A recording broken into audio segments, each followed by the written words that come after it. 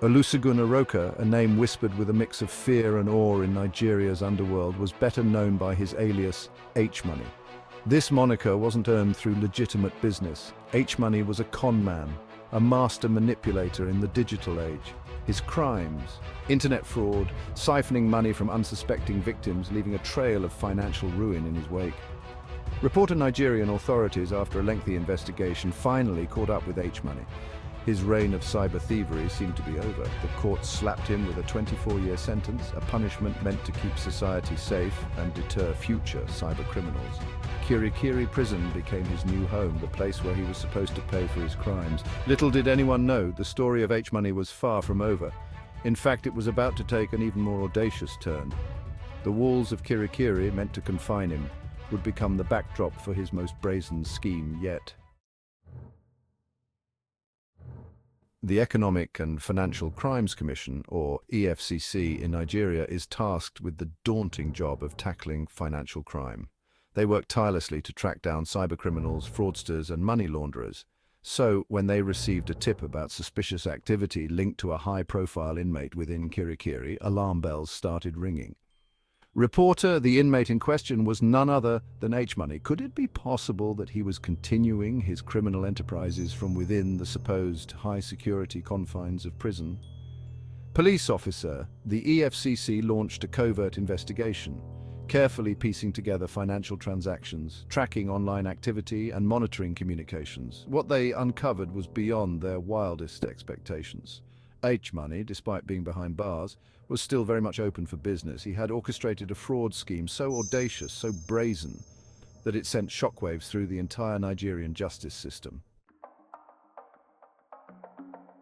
Prison cells are designed for confinement, for reflection, and for punishment. They are places stripped of freedom, where the outside world is supposed to feel a million miles away. But for H-Money, his cell in Kirikiri had been transformed. It wasn't a place of confinement, it was his command center. Witness. The FCCC investigation revealed the shocking truth. H-Money had access to the tools of his trade. Mobile phones smuggled into the prison allowed him to communicate with his network of accomplices beyond the prison walls. And somehow he had gained access to the internet, the virtual playground where he had always excelled. Analyst, how was this possible? The answer, as the EFCC soon discovered, lay in the dark underbelly of corruption that had infected Kirikiri prison. Section 4, Unmasking the Accomplices. The EFCC investigation began to resemble a tangled spiderweb.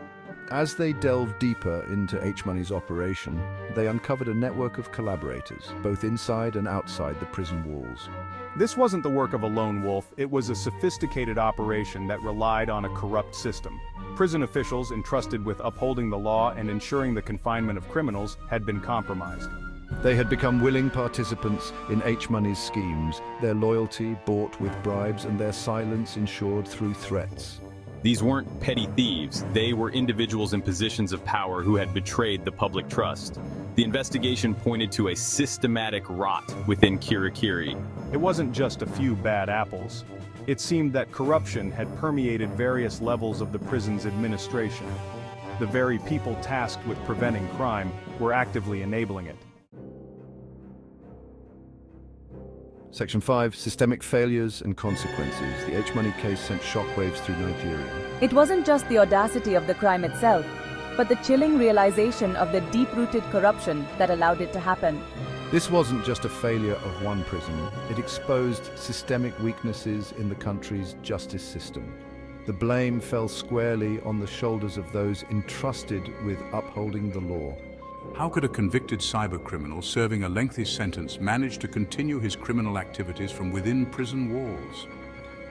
The answer was a toxic mix of negligence, incompetence, and greed. The H-Money case became a symbol of a system in dire need of reform. It forced a long overdue conversation about corruption within the Nigerian prison system, the urgent need for increased security measures, and the importance of accountability at all levels.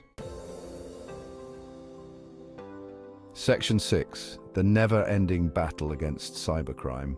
The story of H-Money is a stark reminder of the challenges of combating cybercrime in the digital age.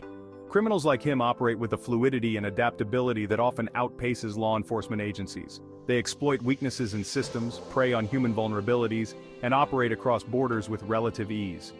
The fight against cybercrime is a never-ending battle. It requires constant vigilance, investment in technology, and international cooperation. Law enforcement agencies need to be one step ahead, constantly adapting their tactics and strategies to counter the evolving methods of cybercriminals. The H-Money case, while shocking, serves as a valuable lesson. It highlights the importance of addressing corruption, strengthening cybersecurity measures, and fostering a culture of accountability. Only through a multifaceted approach can we hope to curb the growing threat of cybercrime and ensure a safer digital future.